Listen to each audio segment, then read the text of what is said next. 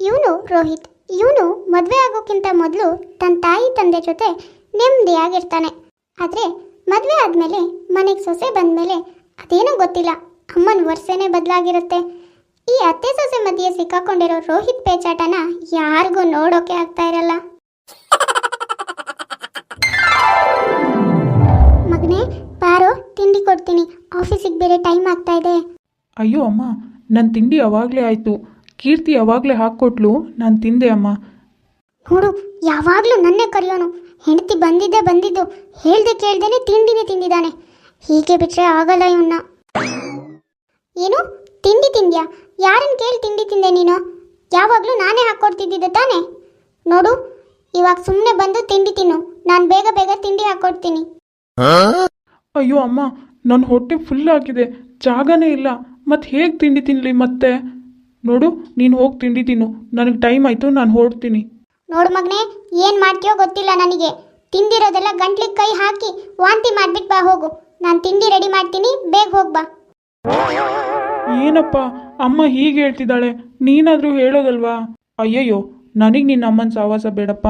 ಇವಾಗ ನೀನು ಹೋಗಿ ತಿಂಡಿ ತಿಂದಿಲ್ಲ ಅಂದರೆ ಇವಾಗ ಅವಳೇ ಬಂದು ನಿನ್ನ ಗಂಟ್ಲಿಗೆ ಕೈ ಹಾಕಿ ವಾಂತಿ ಮಾಡಿಸ್ತಾಳೆ. ಬೇಗ ಹೋಗು.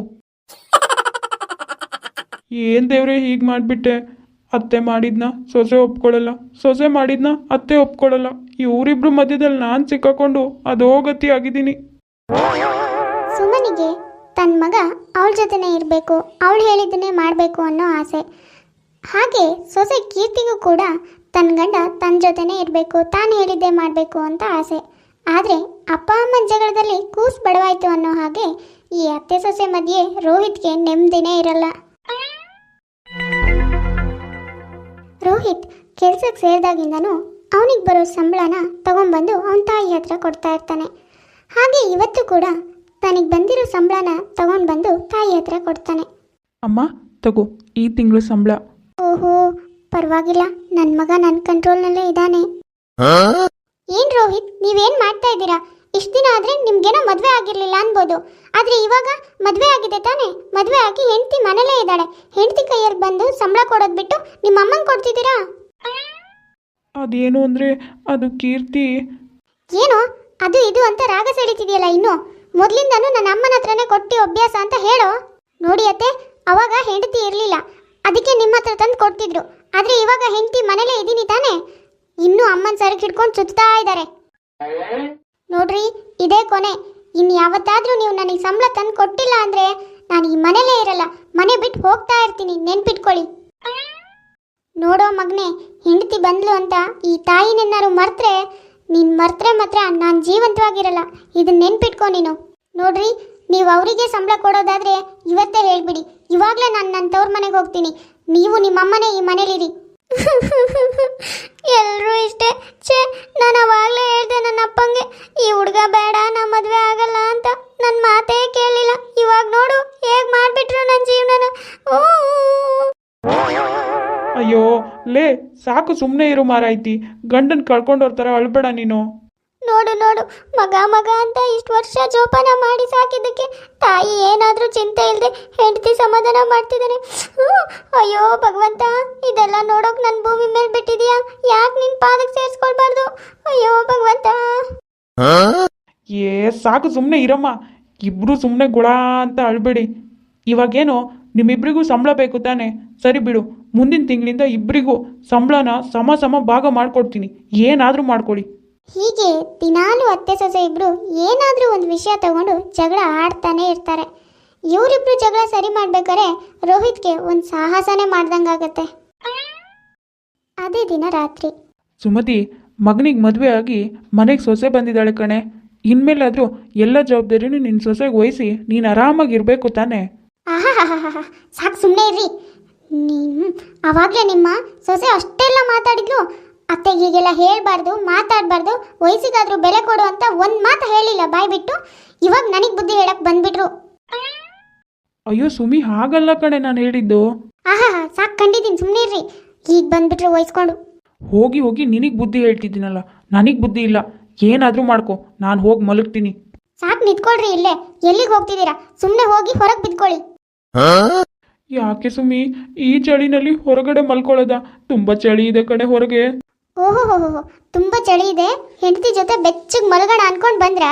ನೋಡಿ, ಇನ್ಮೇಲೆ ನಿಮ್ ಸೊಸೆನ್ ವಹಿಸ್ಕೊಂಡ್ ಬಂದ್ರೆ ಹೀಗೆ ದಿನಾಲು ಚಳಿನಲ್ಲೇ ಮಲಗ್ಬೇಕು ನೀವು. ಹಾಗಲ್ಲ ಕಣೆ ಸುಮ್ಮಿ, ನಾನು ಹೇಳೋದು ಸ್ವಲ್ಪ ಅರ್ಥ ಮಾಡ್ಕೊಳೆ. ಚಳಿ ಕಣೆ. ನೋಡಿ, ಇಲ್ಲಿ ನಿಂತ್ಕೊಂಡು ಜಾಸ್ತಿ ಮಾತಾಡ್ಬೇಡಿ, ಸುಮ್ಮನೆ ಇಲ್ಲಿಂದ ಹೊರಟೋಗಿ. ನನ್ನ ಪಿತ್ತ ನೆತ್ತಿಗೇರಿಸ್ಬೇಡಿ ನೀವು. ಅಯ್ಯೋ ದೇವ್ರೇ, ಇವರಿಬ್ರು ಜಗದಲ್ಲಿ ನಾನೊಬ್ಬನೇ ಚಳಿಲಿ ಮಲ್ಗೋ ಹಾಗಾಯ್ತಲ್ಲಪ್ಪ. ಅಪ್ಪ, ನೀನೊಬ್ಬನೇ ಏನು ಮಲ್ಗೋದು ಬೇಡ, ನಾನು ಕಂಪ್ನಿ ಕೊಡ್ತೀನಿ ಬಾ. ಇದೇನೋ ಮಗನೇ, ಯಾವತ್ತೂ ಹೆಣ್ಣು ತಿನ್ಬಿಟ್ಟು ಹೊರಗೆ ಬರ್ದೇ ಇರೋನು ಇವತ್ತು ನನ್ನ ಜೊತೆ ಮಲಗ್ತೀನಿ ಅಂತಿದ್ಯಾ? ಎಂಥದೂ ಇಲ್ಲ, ಸುಮ್ಮನೆ ಇರ್ತೀಯಾ? ನೀನೇ ಹೊರಗೆ ಬರ್ತಿರ್ಲಿಲ್ಲ ಅಷ್ಟೇ. ನಾನು ಜಗಳ ಆದಾಗೆಲ್ಲ ಹೀಗೆ ರೂಮಿಂದ ಹೊರಗಡೆನೆ ಮಲ್ಗೋದು. ಒಳಗಡೆ ಕಾಲಿಡೋಕೆ ಬಿಟ್ಟರೆ ತಾನೇ ಮಲ್ಗೋದು. ಹಾಳಾದೋಳು ರೂಮ್ ಒಳಗೆ ಹೋಗೋಕೆ ಬಿಡಲ್ಲ. ಈ ಚಳಿನಲ್ಲಿ ಇಲ್ಲೇ ಮಲಗಿಸ್ತಾಳೆ. ಓಹೋ, ಹೀಗೆ ವಿಷಯ ನಮ್ಮ ಮಗಂದು. ಅಂದರೆ ನೀನು ನನಗೆ ಕಂಪ್ನಿ ಕೊಡ್ತಿಲ್ಲ, ನಾನೇ ಇವತ್ತು ನಿನಗೆ ಕಂಪ್ನಿ ಕೊಡ್ತಿದ್ದೀನಿ. ಒಳ್ಳೇದಾಯ್ತು, ಬಾ ನಿದ್ದೆ ಮಾಡೋಣ. ಈ ಅತ್ತೆ ಸೊಸೆ ಇಬ್ರು ಜಗಳ ಮಾಡ್ಕೊಂಡ್ರೆ ಪಾಪ ಅಪ್ಪ ಮಗಂಗೆ ನೆಮ್ಮದಿಯಾಗಿ ಮಲ್ಗೋಕ್ಕೂ ಬಿಡ್ತಾ ಇರಲ್ಲ. ಹೀಗೆ ಒಂದು ಸ್ವಲ್ಪ ದಿನ ಹೇಗೋ ಕಳೆದೋಗತ್ತೆ. ಒಂದಿನ ಬೆಳಗ್ಗೆನೆ ಕೀರ್ತಿ ಜೋರಾಗಿ ಕಿರ್ಚೋಕ್ ಶುರು ಮಾಡ್ತಾಳೆ. ರೋಹಿತ್ ಎಲ್ಲಿದ್ದೀರಾ? ಬೇಗ ಬನ್ನಿ ಇಲ್ಲಿ. ಅಯ್ಯೋ, ಏನಾಯ್ತು ಮಾರಾಯ್ತಿ? ಯಾಕಷ್ಟು ಜೋರಾಗಿ ಕಿರ್ಸ್ತಾ ಇದೀಯಾ? ಇಲ್ಲಿ ನೋಡ್ರಿ, ನಿಮ್ಮಮ್ಮನ ನಾನು ಮಾಡಿರೋ ಅಡುಗೆ ಪೂರ್ತಿ ಖಾಲಿ ಮಾಡಿದ್ದಾರೆ. ಇವಾಗ ನಾನು ಏನು ತಿನ್ಲಿ ಹಾಗಾದ್ರೆ? ಏನು ಕೀರ್ತಿ ನೀನು, ಇಷ್ಟು ಚಿಕ್ಕ ವಿಷಯಕ್ಕೆ ಯಾಕೆ ಇಷ್ಟೊಂದು ಸಿಟ್ಟು ಮಾಡ್ಕೋತೀಯಾ? ಏನಾದರೂ ಸಿಂಪಲಾಗಿ ಅಡುಗೆ ಮಾಡ್ಕೊಳ್ಳೋತ್ತಾನೆ. ಈ ಮಾತನ್ನ ನಿಮ್ಮಮ್ಮಂಗೆ ಹೇಳ್ರಿ. ನಿಮ್ಮಮ್ಮಂಗೆ ಹೇಳೋಕ್ಕಾಗಲ್ವಾ? ಯಾವಾಗಲೂ ನಾನು ಮಾಡಿಟ್ಟಿರೋ ಅಡುಗೆನೇ ಬೇಕಾ ಇವ್ರಿಗೆ? ಮಾಡ್ಕೊಂಡು ತಿನ್ನೋಕ್ಕಾಗಲ್ವಾ ಅವರೇ?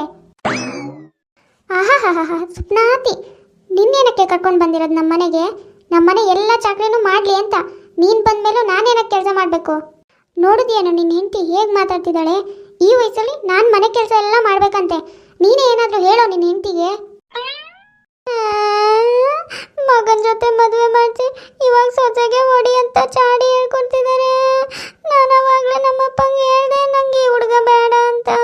ಆದರೂ ನಮ್ಮಪ್ಪ ನನ್ನ ಮಾತೆ ಕೇಳ್ದೆ ಮದುವೆ ಮಾಡಿಸಿದ್ರು. ನನ್ನ ಜೀವನನೇ ಬೀದಿಗೆ ತಂದ್ಬಿಟ್ರು. ಹಾಳಾದವಳು ಎಲ್ಲಿಟ್ಟಿರ್ತಾಳೋ ಕಣ್ಣೀರ್ನ ಬಳಬಳ ಅಂತ ಉದುರಿಸಿ ನಾಟಕ ಮಾಡಿಬಿಡ್ತಾಳೆ ಮಗನ ಎದುರಿಗೆ. ಏ ಛೀ, ಸಾಕು ಸುಮ್ಮನೆ ಇರು ಮಾರಾಯ್ತಿ. ಸ್ವಲ್ಪ ಏನಾದರೂ ಹೇಳಿದ್ರೆ ಸಾಕು, ಅತ್ತೆ ಸೊಸೆ ಇಬ್ರು ಗೊಳೋ ಅಂತ ಅಳೋಕೆ ಶುರು ಮಾಡಿಬಿಡ್ತೀರಾ. ನಿಮ್ಮಿಬ್ರು ಮಧ್ಯೆ ಸಿಕ್ಕಾಕೊಂಡು ನಮಗಂತೂ ನರಕ ನೋಡ್ದಂಗೆ ಆಗ್ತಿದೆ. ಅಯ್ಯೋ ನೋಡಿದ್ರೇನ್ರಿ ನಿಮ್ಮ ಮಗ ಹೇಗೆ ಮಾತಾಡ್ತಿದ್ದಾನೆ? ನಂದು ಗೋಕುಲ ನಮ್ಮ ಮನೆ ಅಂತ ಹೇಳ್ತಾ ಇದ್ದೋನು. ಆದರೆ ಈ ಹಾಳಾದವಳು ಬಂದಾಗಿಂದ ಮನೆನ ನರಕ ಮಾಡಿಬಿಟ್ಲು. ಅದಕ್ಕೆ ನನ್ನ ಮಗನ ಬಾಯಲ್ಲಿ ನರಕ ಅಂತ ಬರ್ತಾ ಇದೆ. ಏ ಸಾಕು ಸುಮ್ಮನೆ ಇರಮ್ಮ, ನಿನಗೇನು ಬೇರೆ ಥರ ಹೇಳಬೇಕಾ? ಛೇ, ಅದೇನು ಅಂತ ನೀವಿಬ್ರು ನಂಗೆ ಸಿಕ್ಕಿದಿರೋ ಏನೋ. ನಾನು ಅಪ್ಪ ಒಂದು ದಿನ ನೆಮ್ಮದಿಯಾಗಿಲ್ಲ ನಿಮ್ಮ ಜೊತೆ. ಅಪ್ಪ ಮಗ ಇಬ್ಬರು ಅತ್ತೆ ಸೊಸೆ ಮೇಲೆ ಕೋಪ ಮಾಡಿಕೊಂಡು ಮನೆಯಿಂದ ಹೊರಗೆ ಹೋಗ್ತಾರೆ. ಹೋಗೋಕ್ಕಿಂತ ಮುಂಚೆ ಮನೆ ಡೋರ್ ಲಾಕ್ ಮಾಡ್ಕೊಂಡು ಹೋಗಿರ್ತಾರೆ. ಸ್ವಲ್ಪ ಹೊತ್ತಾದಮೇಲೆ ಕೀರ್ತಿ ರೋಹಿತಿಗೆ ಫೋನ್ ಮಾಡ್ತಾಳೆ.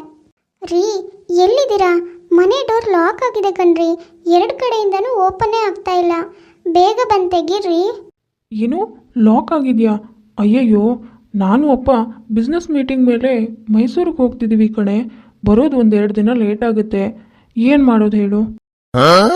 ಕೀರ್ತಿ, 1-2 ದಿನ ಅಲ್ಲ ಅಮ್ಮ, ನೀನು ಅಡ್ಜಸ್ಟ್ ಮಾಡಿಕೊಂಡು ಒಳಗೆ ಇರಿ ಆಯಿತಾ? ಎಲ್ಲ ಒಳಗೆ ಇದೆಯಲ್ಲ, ನಿಮಗೇನೇನು ಬೇಕೋ ಎಲ್ಲನೂ. ಏನು 1-2 ದಿನನ? ಅಂದರೆ ನಿಮ್ಮಮ್ಮನ ಜೊತೆ ನಾನಿರ್ಬೇಕಾ? ಅಯ್ಯಯ್ಯೋ ರೀ, ಬೇಗ ಬನ್ನಿರಿ. ನಾನಂತೂ ಇರೋಕ್ಕಾಗಲ್ಲ ಇಲ್ಲಿ. ಇವರು ಯಾರ ಜೊತೆ ಮಾತಾಡಲಿ ನಾನಿನ್ನ? ಅಮ್ಮನ ಜೊತೆ ಮಾತಾಡ್ಕೊಂಡಿರ್ಲಿ ಅಂತಾನೆ ಕಣೆ ಮನೆ ಲಾಕ್ ಮಾಡಿ ಬಂದಿರೋದು ನಾನು ಅಪ್ಪ. ಹೌದು ಕಣೆ ಕೀರ್ತಿ, ನಾವು ಆಲ್ರೆಡಿ ಮೈಸೂರು ಹತ್ರ ಬಂದಾಗಿದೆ. ಈಗ ಹೇಗೆ ಬರೋದು ಹೇಳು ವಾಪಸ್ಸು?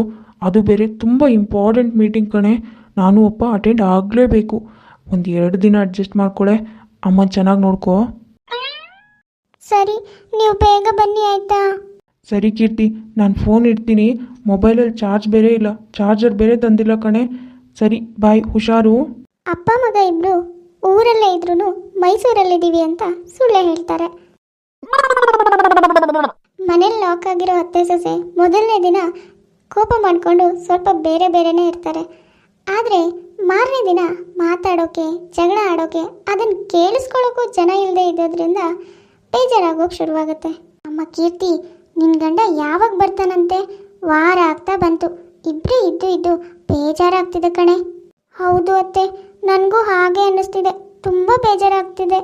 ಅವ್ರಿಗೆ ಕಾಲ್ ಮಾಡಿದ್ರೆ ಅವ್ರು ರಿಸೀವ್ ಬೇರೆ ಮಾಡ್ತಾ ಇಲ್ಲ. ಇರಿ ಅತ್ತೆ, ನಾನು ಕಾಫಿ ಮಾಡ್ಕೊಂಬರ್ತೀನಿ, ಕಾಫಿ ಕುಡಿತಾ ಇಬ್ಬರು ಮಾತಾಡೋಣ, ಸ್ವಲ್ಪ ಬೇಜಾರಾದರೂ ಕಳಿಯತ್ತೆ. ದಿನಾಲೂ ಜಗಳ ಆಡ್ತಿದ್ದ ಅತ್ತೆ ಸೊಸೆ ಇಬ್ಬರು ಇಷ್ಟು ದಿನ ಪರಸ್ಪರವಾಗಿ ಮಾತೇ ಆಡಿರಲ್ಲ, ಬರೀ ತಪ್ಪುಗಳನ್ನು ಮಾತ್ರ ಹುಡುಕ್ತಾ ಇರ್ತಾರೆ. ಹಾಗಾಗಿ ದಿನಾಲೂ ಜಗಳ ಆಡ್ತಿರ್ತಾಳೆ. ಒಂದು ವಾರ ಇಬ್ಬರೇ ಮನೇಲಿ ಲಾಕ್ ಆದಾಗ ಪರಸ್ಪರವಾಗಿ ಮಾತಾಡೋಕೆ ಶುರು ಮಾಡ್ತಾರೆ. ಅತ್ತೆ ಸೊಸೆ ಇಬ್ಬರು ತಮ್ಮ ಕಷ್ಟ ಸುಖಗಳನ್ನು ಹಂಚ್ಕೊಳ್ಳೋಕೆ ಶುರು ಮಾಡ್ತಾರೆ. ಆವಾಗ ಅವರಿಗಿರುವ ಮುನಿಸು ಕೂಡ ಮರ್ತೋಗಿರುತ್ತೆ. ಒಂದು ವಾರ ಆದಮೇಲೆ ಅಪ್ಪ ಮಗ ಮನೆಗೆ ಬರ್ತಾರೆ. ಅಮ್ಮ ರಶ್ಮಿ, ನಿನ್ನ ಗಂಡ ಮಾವ ಅಂತೂ ಮನೆಗೆ ಬಂದರು ನೋಡು, ಅವ್ರಿಗೇನಾದರೂ ತಣ್ಣು ಕುಡಿಯೋಕೆ ತಗೊಂಬಾರಮ್ಮ. ಹಾಂ ಅತ್ತೆ, ತರ್ತೀನಿ. ಅಂತೂ ನಮ್ಮ ಪ್ಲ್ಯಾನ್ ಸಕ್ಸಸ್ ಆಗಿದೆ. ಹೌದು ಕಣೋ ಮಗನೆ, ಅತ್ತೆ ಸೊಸೆ ಇಬ್ಬರು ಒಂದಾಗಿದ್ದಾರಲ್ಲ, ಇನ್ಮೇಲೆ ನಾವು ಮಾತ್ರ ನೆಮ್ಮದಿಯಾಗಿರ್ಬೋದು. ಅಂತೂ ಇಂತೂ ಅಪ್ಪ ಮಗ ಇಬ್ಬರು ಪ್ರಯತ್ನ ಪಟ್ಟು ಅತ್ತೆ ಸೊಸೆನ ಒಂದು ಮಾಡ್ತಾರೆ. ನೋಡಿದ್ರಲ್ಲ ವೀಕ್ಷಕರೇ, ಇವತ್ತಿನ ನಮ್ಮ ವಿಡಿಯೋ ಸ್ವಲ್ಪನಾದರೂ ಇಷ್ಟ ಆಗಿದ್ರೆ ಪ್ಲೀಸ್ ನಮ್ಮ ಚಾನಲ್ನ ಸಬ್ಸ್ಕ್ರೈಬ್ ಮಾಡ್ಕೊಳ್ಳಿ, ಲೈಕ್ ಮಾಡಿ, ಶೇರ್ ಮಾಡಿ, ಹಾಗೆ ಕಮೆಂಟ್ ಮಾಡಿ. ಸರಿ ವೀಕ್ಷಕರೇ, ನಾನಿನ್ನ ಹೊರಡ್ತೀನಿ. ನೆಕ್ಸ್ಟ್ ವಿಡಿಯೋದಲ್ಲಿ ಮತ್ತೆ ಸಿಗೋಣ.